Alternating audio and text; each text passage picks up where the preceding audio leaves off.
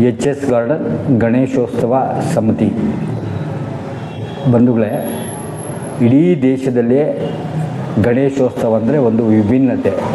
ಏನು ನಮ್ಮ ಲೋಕಮಾನ್ಯ ಬಾಲಗಂಗಾಧರನಾಥ್ ತಿಲಕ್ರವರು 1883ರಲ್ಲಿ ಪ್ರಥಮ ಬಾರಿಗೆ ಒಂದು ಸ್ವತಂತ್ರ ಚಳವಳಿ ಎನ್ನುವ ಕಾರ್ಯಕ್ರಮದ ಮುಖೇನ ಗಣೇಶೋತ್ಸವವನ್ನು ಪ್ರಾರಂಭ ಮಾಡ್ತಾರೆ. ಎಲ್ಲಿ? ಪುಣ್ಯದಲ್ಲಿ. ತದನಂತರ ಬಾಂಬೆಯಲ್ಲಿ ಮಾಡ್ತಾರೆ. ಅದಾದ ನಂತರ ಬೆಳಗಾವಿಯಲ್ಲಿ ಮಾಡ್ತಾರೆ. ಮೊದಲ ಬಾರಿಗೆ ನಮ್ಮ ಕರ್ನಾಟಕದಲ್ಲಿ ಲೋಕಮಾನ್ಯ ತಿಲಕ್ರವರೇ ಈ ಗಣೇಶೋತ್ಸವವನ್ನು ಪ್ರಾರಂಭ ಮಾಡಿದ್ದು.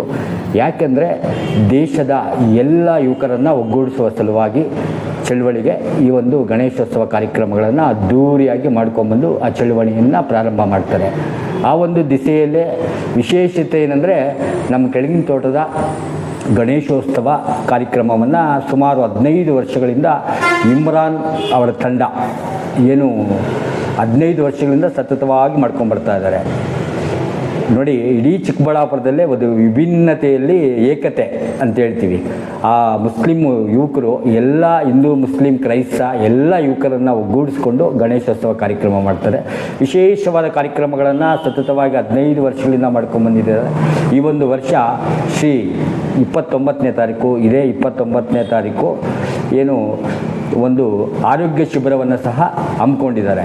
ಆ ಒಂದು ಕಾರ್ಯಕ್ರಮದಲ್ಲಿ ಚಿಕ್ಕಬಳ್ಳಾಪುರದ ಎಲ್ಲ ಜನತೆ ಭಾಗವಹಿಸಬೇಕು. ಹೃದಯ ಸಂಬಂಧಪಟ್ಟಂಥ ಕಾಯಿಲೆಗಾಗಿರ್ಬೋದು, ಡಯಾಬಿಟಿಸ್ಗೆ, BP ಗೆ, ಕ್ಯಾನ್ಸರ್ಗೆ, ಅಲ್ಲೇ ಶ್ರೀ ಮಧುಸೂದನ್ ಸಾಯಿ ವಿಜ್ಞಾನ ಮತ್ತು ಸಂಶೋಧನಾ ಸಂಸ್ಥೆಯವರು ಅಲ್ಲಿ ಭಾಗವಹಿಸಲಿದ್ದಾರೆ. ನುರಿತ ಒಂದು 15ರಿಂದ 20 ಜನ ಡಾಕ್ಟ್ರುಗಳು ಬಂದು ಪ್ರಥಮ ಚಿಕಿತ್ಸೆಯಾಗಿ ಅಲ್ಲೇ ನೋಡಿ ಇನ್ನೂ ಹೆಚ್ಚಿನ ರೀತಿಯಲ್ಲಿ ಚಿಕಿತ್ಸೆ ಮಾಡಬೇಕಂದ್ರೆ ಅವರೇ ಅವರ ಹಾಸ್ಪಿಟ್ಲಿಗೆ ಕರ್ಕೊಂಡೋಗಿ ಉಚಿತವಾಗಿ ಚಿಕಿತ್ಸೆಯನ್ನು ನೀಡಲಿದ್ದಾರೆ.